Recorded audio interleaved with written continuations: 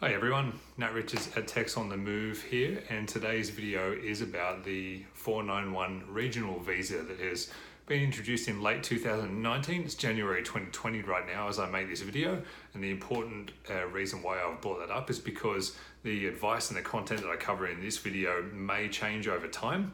So it's a response to things that have come about at the state government level as those different governments interact with the 491 visa at a national level. So it may not stay as I'm suggesting it is right now in this video, but hopefully this is a good icebreaker for people who are interested in this thing or want to know a little bit more about it now that the 491 visa is really starting to take shape for us all. So what is a 491? For those of you who don't know yet, the basic idea here is that it's a regional specific permanent residency visa the Australian government has opened up to try to encourage people away from the big cities of Australia. And actually that means, although it might seem weird, that the big three cities of Australia, that is Brisbane, Sydney and Melbourne, are really the only part of Australia that is not considered regional for the sake of this visa.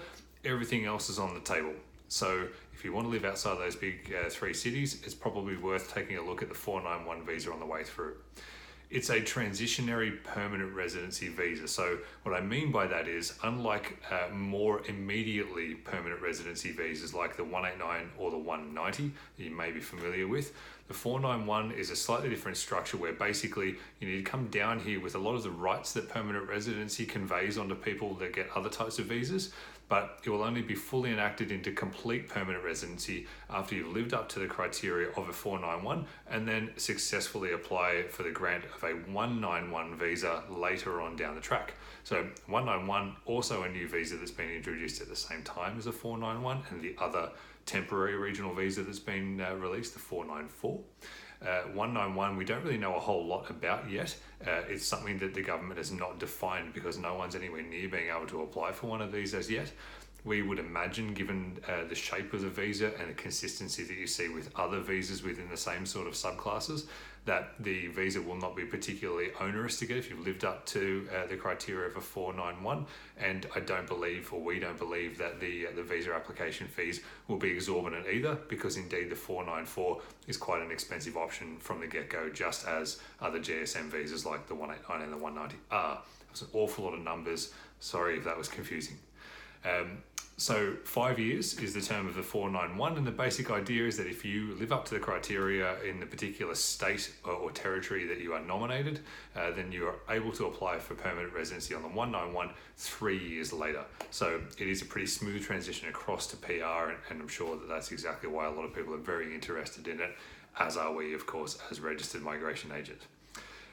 There is a couple of important things that the visa does allow. So full access to Medicare for everyone that applies. Medicare, of course, being Australia's publicly funded healthcare system. This is particularly important for those who are not British or a couple of other of the Commonwealth partners that Australia has, whereby those bilateral agreements extend for medical treatment. So if you're from a country like South Africa, which is near and dear to our heart, then the 491 will actually carry complete access to Medicare for everybody concerned. Public schooling is very similar as well, though this can vary a little bit from state to state, so it's always worth checking into that. But in most states, the 491 will allow complete access to free public education, just as I would receive as an Australian citizen or permanent resident on a visa like the 189 or the 190. You get still the points system coming into effect for the 491. So if you're going to apply for a 491, you need to show the government through the points system that they have had in place for quite some time now that you're a worthy candidate for their attention.